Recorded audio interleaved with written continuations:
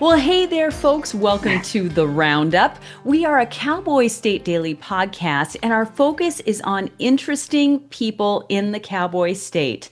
And when I say interesting, I'm telling you, our guest today has lived such an interesting and, might I say, epic life, and she's going to tell us all about that. Shelli Johnson is, I'm so thrilled to be able to spend a little bit of time with her this morning, and thrilled to be able to introduce those of you who have not met Shelli to her really amazing transformation in two careers. And it's phenomenal. So I'm excited to have this conversation with Shelli. But first, I want you folks to know about another podcast. It's called the Business from the Basement podcast. It's from the Wyoming Business Alliance. This is a great podcast and resource for anybody who's a business person in the state of Wyoming. So check it out. The Business from the Basement podcast.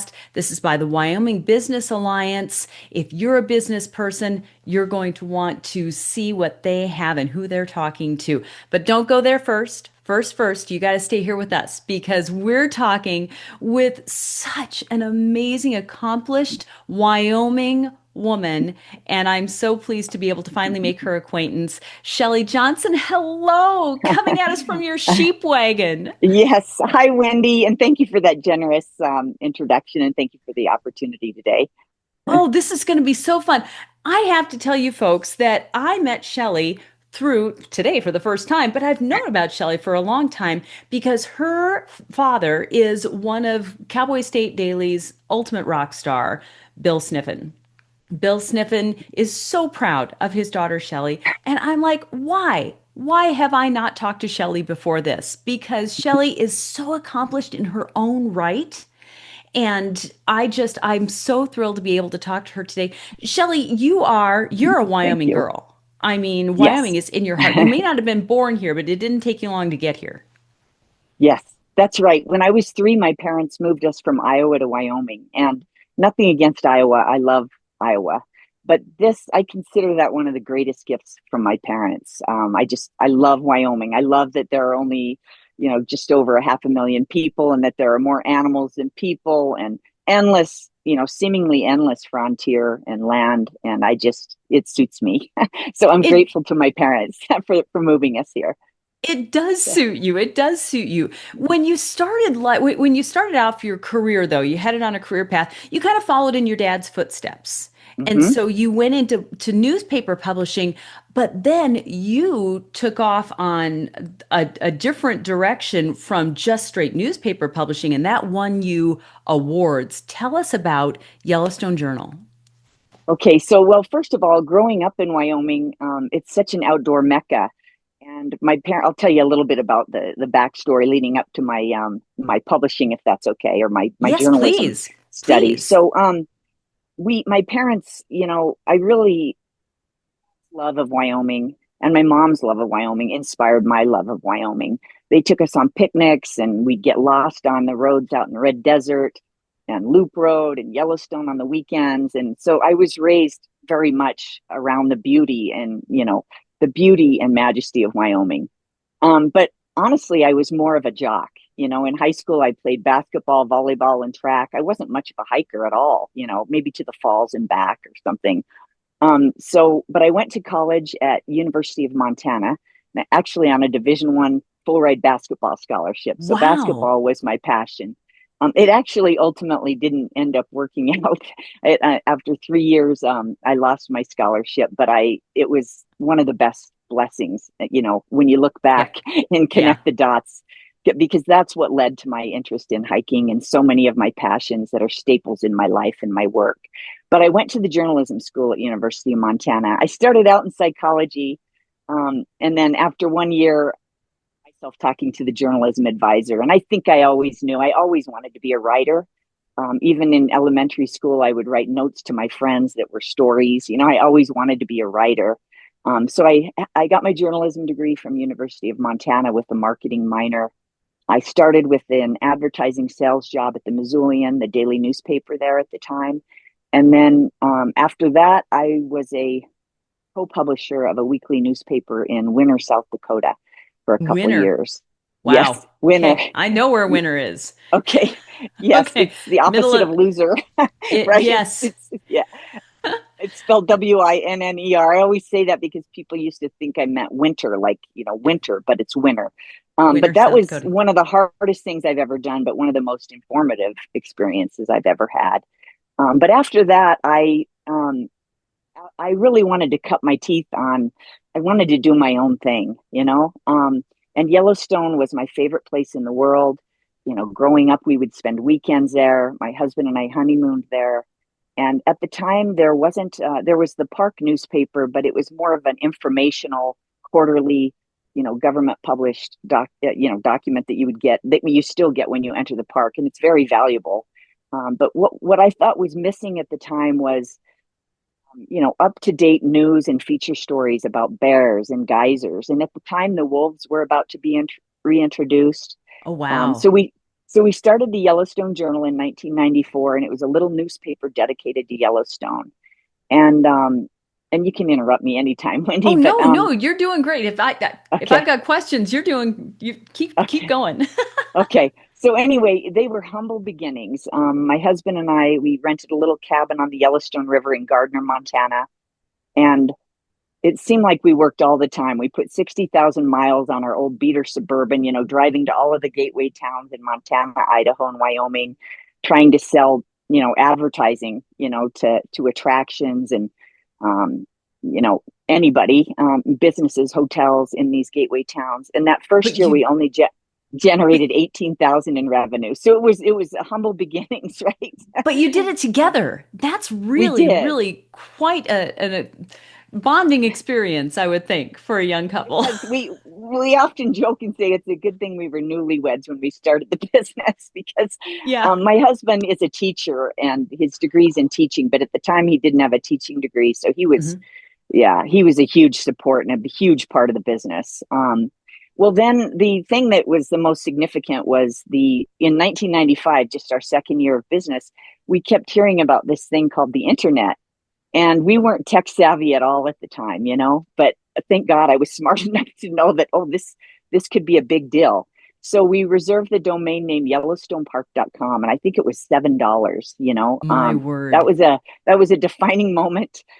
We developed our first website in late 1995, and it was terrible, but it was 1995, and it Every won. website was terrible in 1995. Yeah. Yes, yeah, good point. Thank you. But anyway, we won a Yahoo Site of the Week award, and that was a big deal at the time. It kind of, we had more readers and more interest in the Yellowstone Journal within 24 hours of that honor than we had generated for the whole previous 18 months.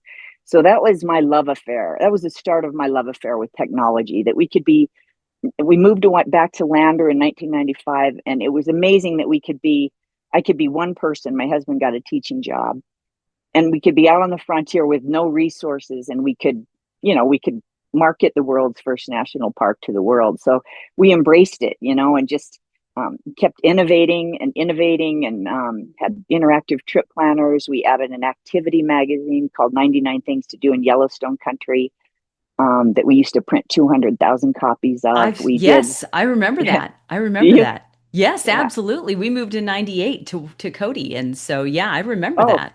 oh, that's great. Thank you. And then we translated the site into 4 languages, and eventually in 2005 we won the Webby Award People's Voice for best tourism site in the world, and that was huge for our small team. And I went to New York City to accept the honor. You want to talk about country bumpkins arising? I mean, we met Al Gore and Vince Cerf, the founder of the internet, or known as the founder of the internet. The Beastie Boys, I think, were there, or David Bowie. I don't remember, but we met the founders of YouTube. It was a real great experience, and so fulfilling for our small team. I had a great team. And then in 2007, we actually won the entire category of best tourism site in the world. And that was a big deal because we were competing against sites that promoted whole countries, like I think Italy, New Zealand. And it was, yeah, it was a big deal, and it was wonderful. And that was No a kidding. significant, that was a significant thing for our small team and our business. Well, So, you bet. And you really did, like say, you brought Wyoming to the world in that way, because to have that kind of an honor to focus on Yellowstone National Park, how then have you taken that experience? You shifted not long after that in your life, after reaching this pinnacle, and you said, I'm not sure that I'm living my best life here. How did that happen? thank you for asking. So, in 2007, after the second Webby, we had two sons and a third son who was an infant. So we had three sons, but our youngest was literally 3 months old. So my hands were full. And I was just working a lot, many hours. And I had a wonderful team. But our goal, what I forgot to mention was I remember in Gardner, Montana, when Jerry and I were starting the Yellowstone Journal, literally the night before we started. I remember we were drinking champagne out of it was a motel we were staying at. We had champagne in our little plastic cups. And I remember saying, and then if we're successful, we can replicate this for other national parks of the West. But I laughed, it was a pipe dream.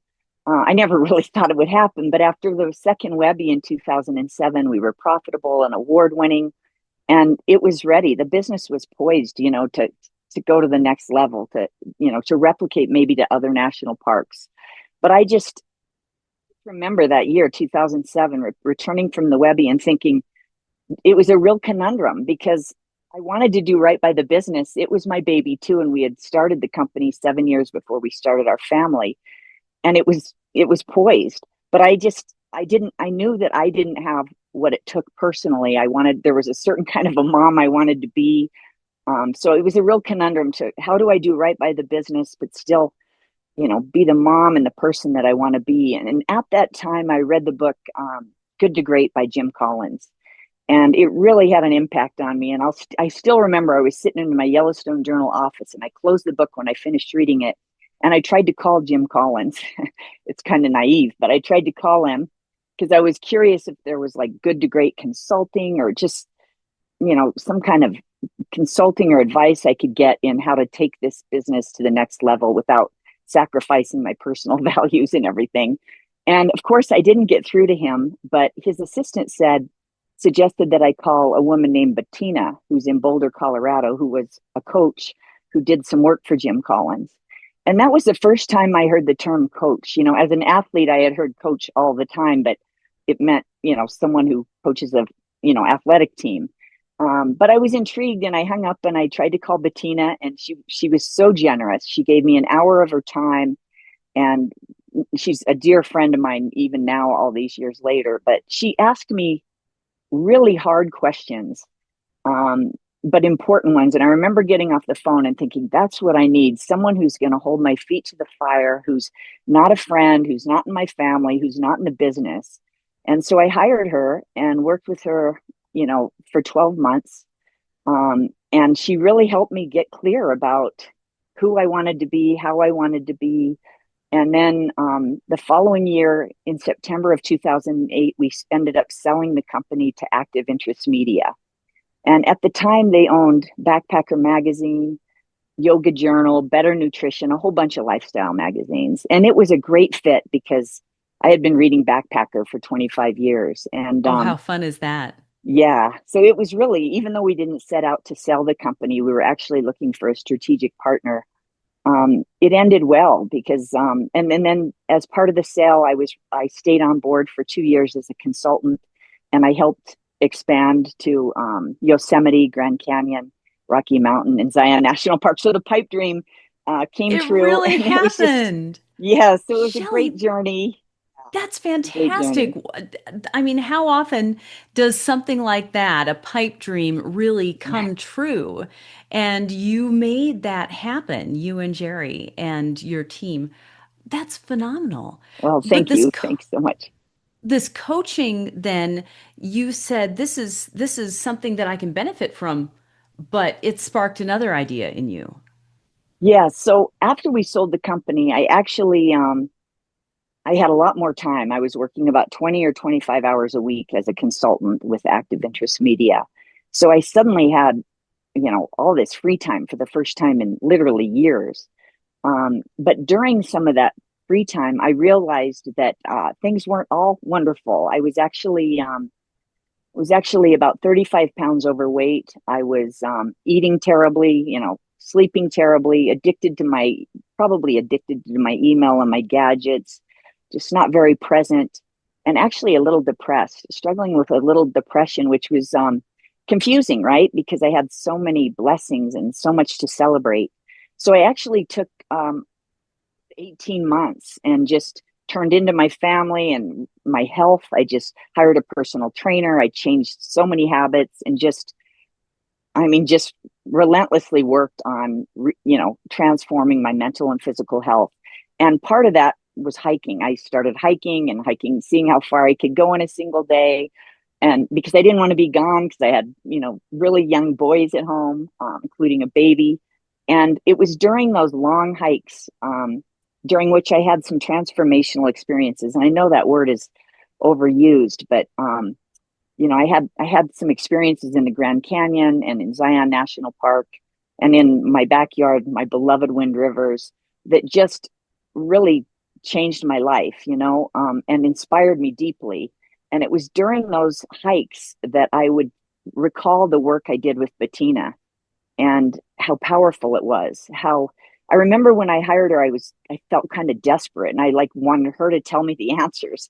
And Yeah. I remember she was just so adamant, like, no, that'd be consulting. I'm your coach and I think you have the answers and I want to help bring those out. And that really, to this day, I credit my epic life in large part to that work I did with Bettina. In some ways, I consider meeting Bettina a life event just because it had such an impact on my life. And so during these long hikes, I was so inspired about, I wonder if I could do that. Because for whatever reason, I've always believed in people's potential, like more than they do often.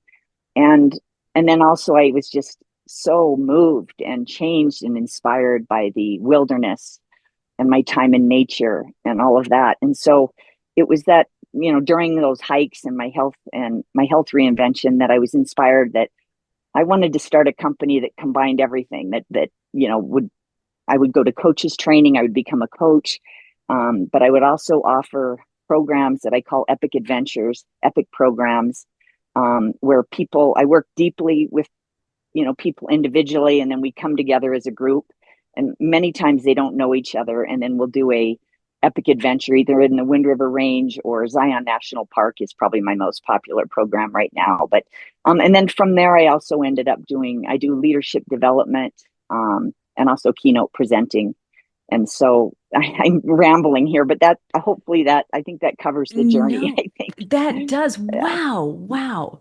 So you mentioned you just referred to it, My Epic Life, and that is your business now. It's called My Epic Life, and you do all the things you just mentioned, but you have recently, just within the last few weeks, you have published a book called Breathtaking. And folks, I've started reading this book. I only got this far into it because my life is too epic that I don't have time to read books like I want to. But what a gift this book has been, even to me, even the first quarter of the book that Thank I've you. gotten through. I mean, I'm highlighting all over the place all of these Well, thank you. great moments. And so I'd like to dive a little bit into your book, and because we've kind of gotten to where, okay, this is where we're at now with the book, and you've taken all of these lessons and all these things, your experiences, whether it's with your family, whether it's within yourself, and you've put them into book form for those of us who may not be able to take time to go do an epic adventure with you, but you've got so much wisdom. And so I want to talk just for a moment. I want to take your number one advice. Your number one advice that you put in your book is pay attention. Talk about that. Talk about the book and how the book takes a wilderness adventure, a hike in the mountains, and creates metaphors for the rest of us and for the rest of our lives.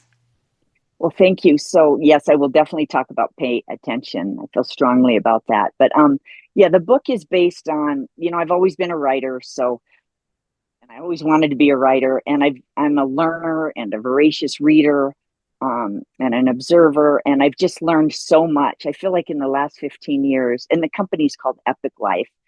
in the last 15 years, I've just been learning so hard. There's no other way to put it, right? I've just been reading and learning and witnessing.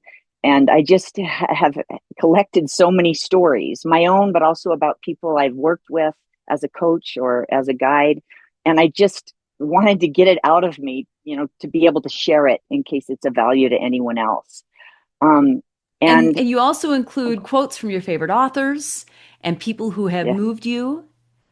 yes, there have been so many. I've been so inspired by the reading I do, and by other people. It's a tremendous source of inspiration for me, books and poems and things like that. So yes, it's all metaphors that I've come up with, right? I have a keynote presentation, and it's all metaphors based on these 8 field tested lessons. That is how the book is categorized, by these 8 lessons. And I'll tell you what they are real quick, and then we can talk about pay Please, attention. please, yes. Yeah. So the lessons, the way the book is categorized is, the lessons are: know your location, which is all about, in the wilderness, if you don't know where you are, you might be lost and it might not end well, right? And it's the same in life. Really believe you have to know who you are and how you want to be in order to live your epic life. And what I mean by epic life is your life, not the life others expect you to live or the life you think you should live. And it's not, I don't want to inspire people to live a life like mine. I want to inspire people to live the life they want to live. Um, so know your location is the first one. The second one is carry the right stuff, which is all about mindset. It's one of the few things we have control over. It's one of the few things we can change. Not that it's easy, but we can decide what we will carry or what we won't carry, and we can do it moment to moment.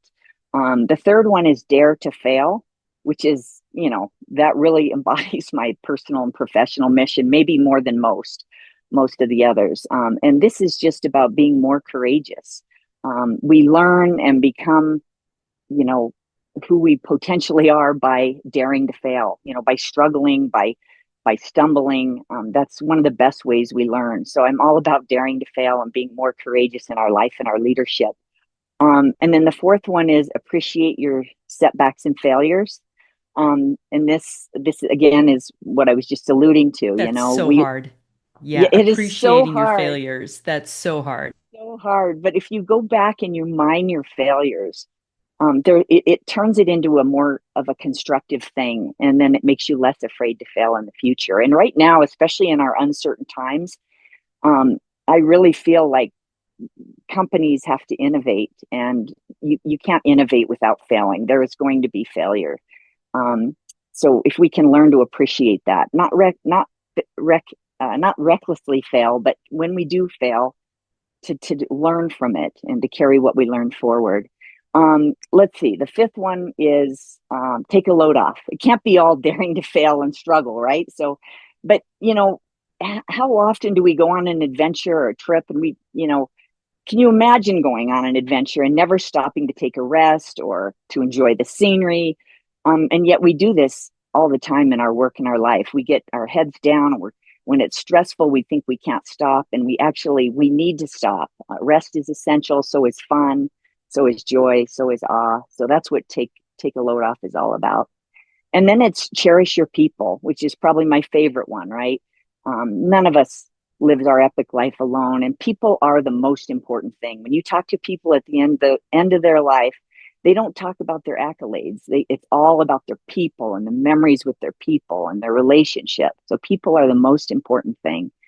And then the seventh one is tend to the pebble in your shoe, which is all about self-care and self-leadership.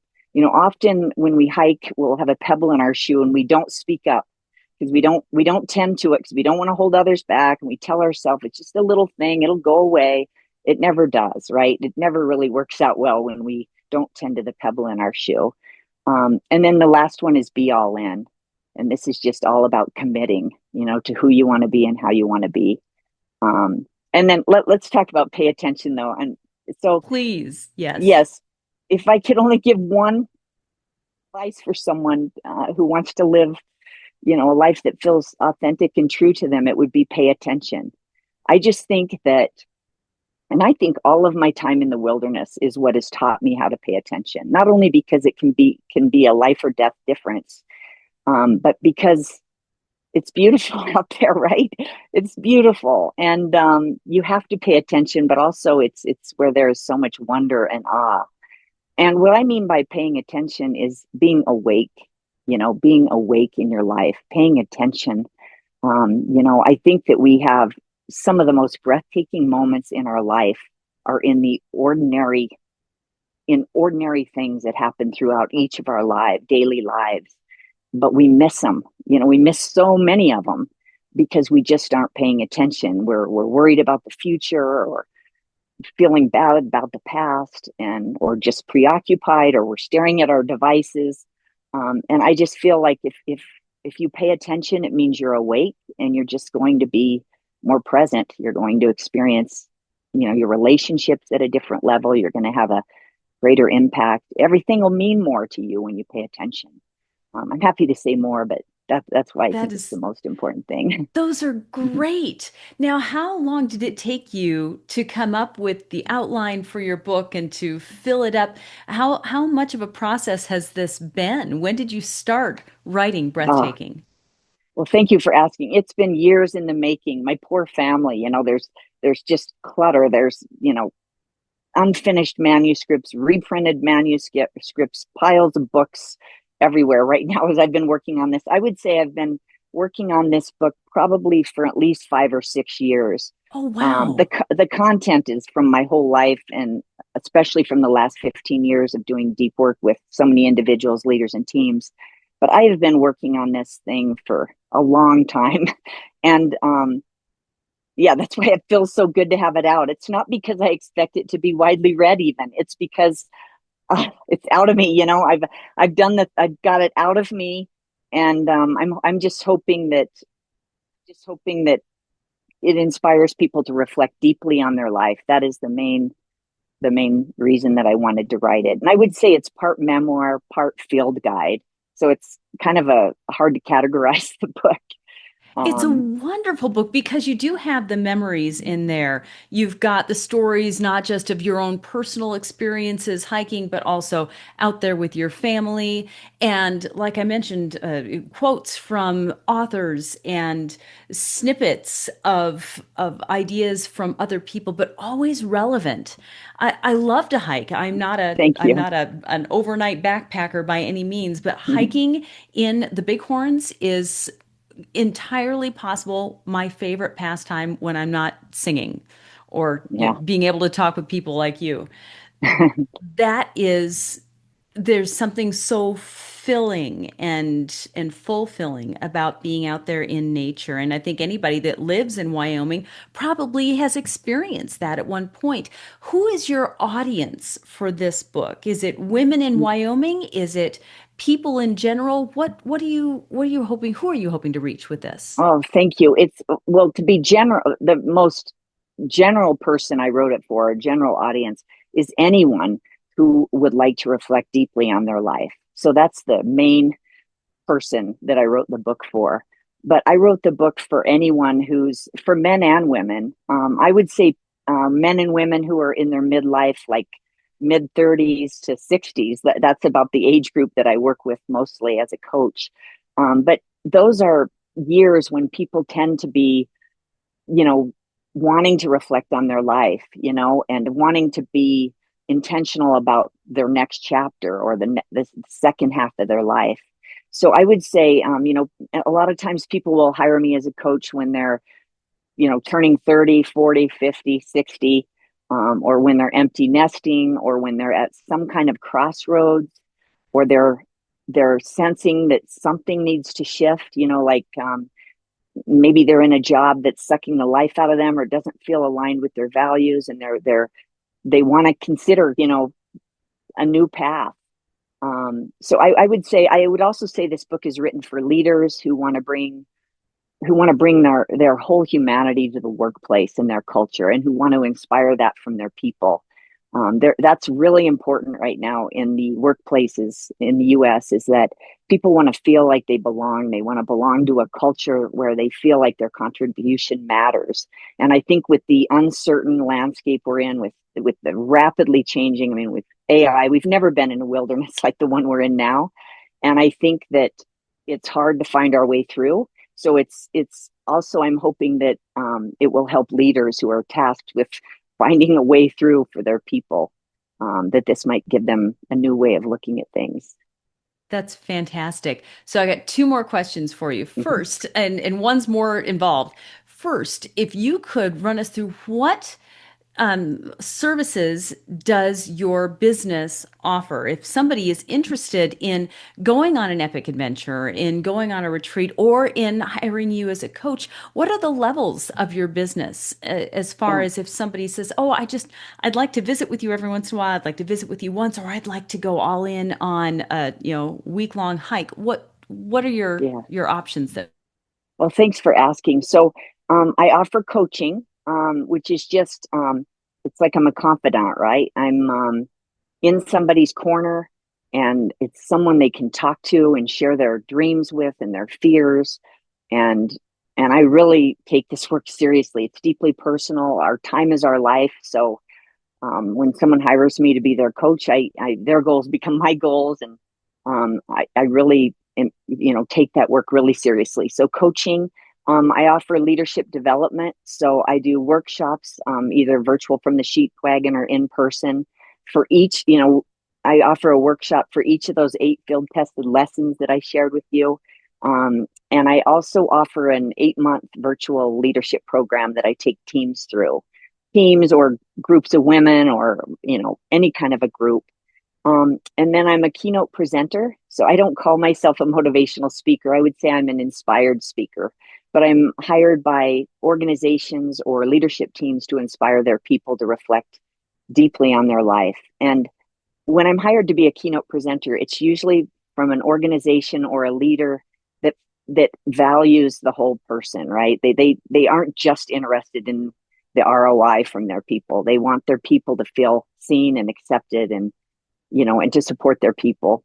And then I offer adventures, and my adventures, I will say though, I'm not, I'm an adventure guide, but I would say I'm different from an adventure guide in that I don't just offer a guided adventure.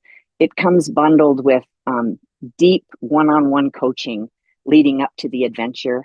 And then if it's a group, like I just did a group of 13 women in Zion, and I worked with them from January through May, and then each, individually and on a group, on a group coaching level. And then we all came together and had this 4 days of epic adventures in Zion National Park. And when we're in Zion, we're staying in lodging, and then it's epic day hikes.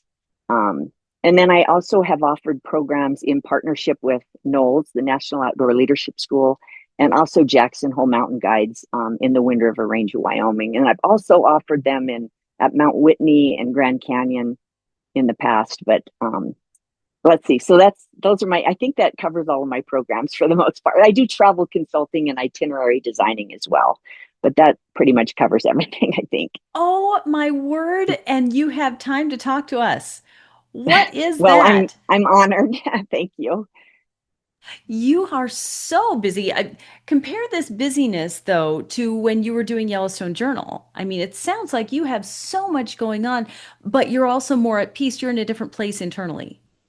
Yeah, and thank you for asking. And it's so funny because when I say everything that I do, it sounds like I'm very busy, but I've actually there's a lot of spaciousness in my calendar. And I learned that after after my first business and the state that I found myself in. So I do a lot of things, but there's quite a bit of space in my calendar. I'm not like back to back calls, every day.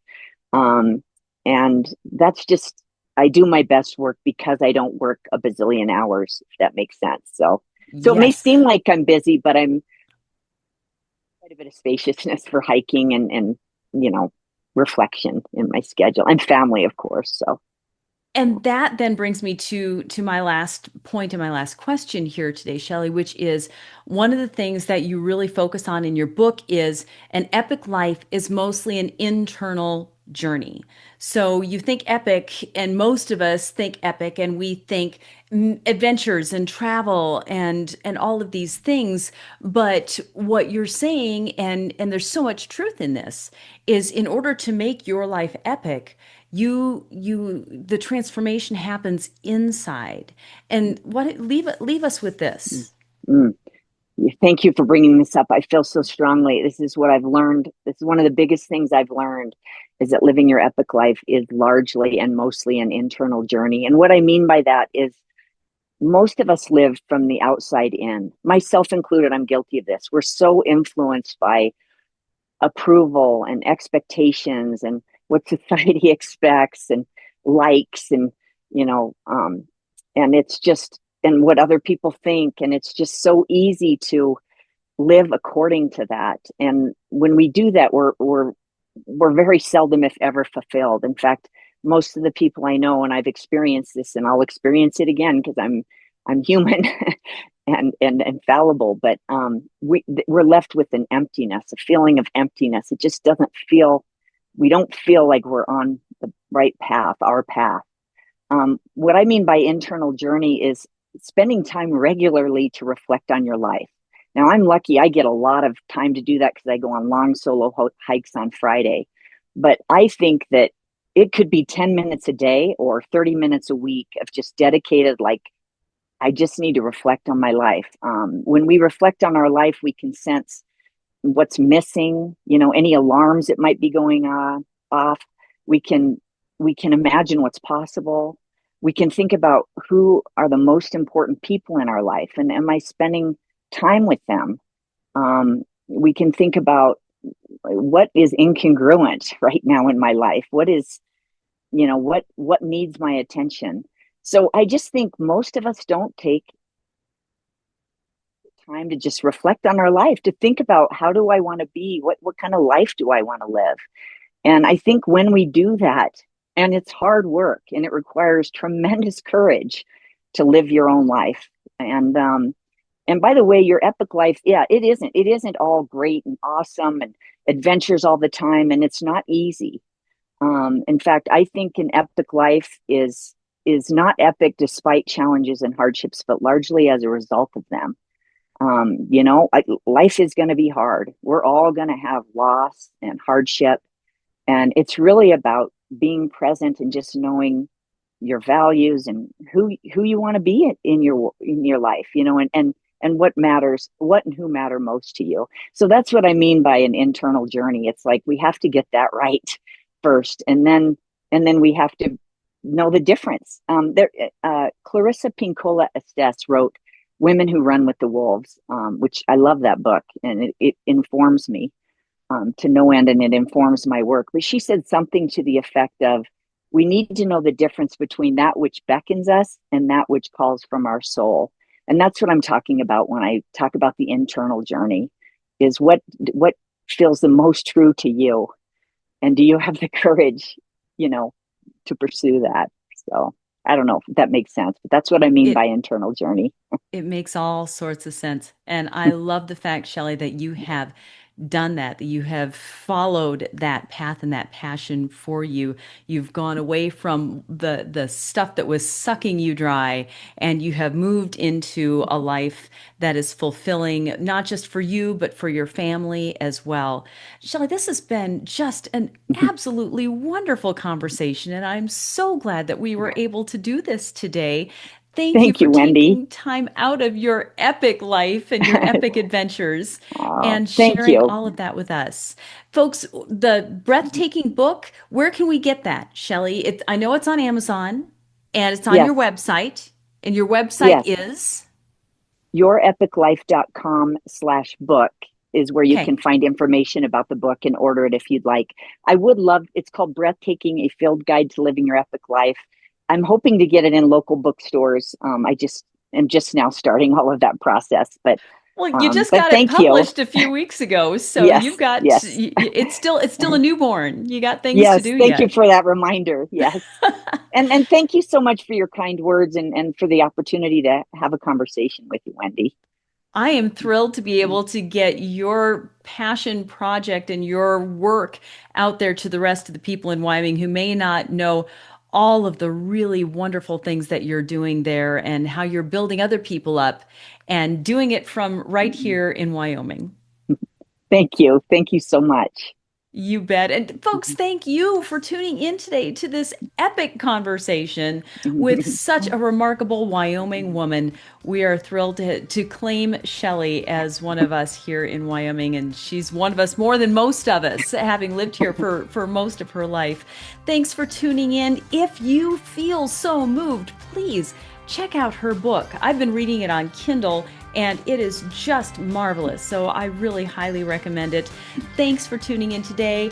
Tune in next week. We have another fantastic guest next week. And until then, folks, have a great week.